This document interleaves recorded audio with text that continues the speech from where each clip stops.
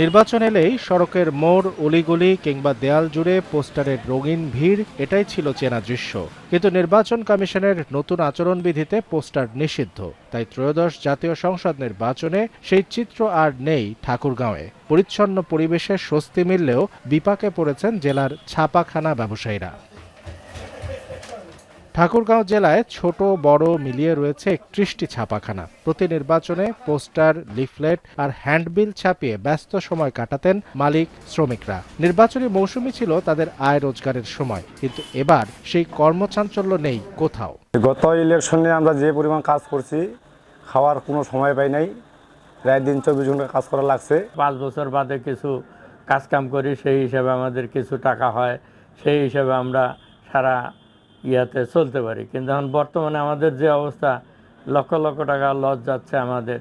Poster নিষিদ্ধ হওয়ায় সব ছাপাখানায় এখন শুনশান নীরবতা। অলস সময় পার করছেন শ্রমিকরা, আর লোকসানের হিসাব মেলাতে হিমশিম খাচ্ছেন ব্যবসায়ীরা। ডিজিটাল ব্যানারের মেশিন এই মুহূর্তে আমাদের ঠাকুরগাঁয়ে, কাপড়ের ছাপানোর মেশিন ঠাকুরগাঁয়ে না থাকার কারণে এই কাজগুলা মূলত বাইরে থেকে করা হচ্ছে বা করতেছে। আমরা যেটা সরবরাহ করতে সক্ষম হই নাই। পরিচ্ছন্ন নির্বাচন প্রক্রিয়া নিশ্চিত হলেও বিকল্প কর্মসংস্থানের ব্যবস্থা না থাকায় সংকটে পড়েছে ঠাকুরগাঁওয়ের ছাপাখানা শিল্প। এখন ঠাকুরগাঁও।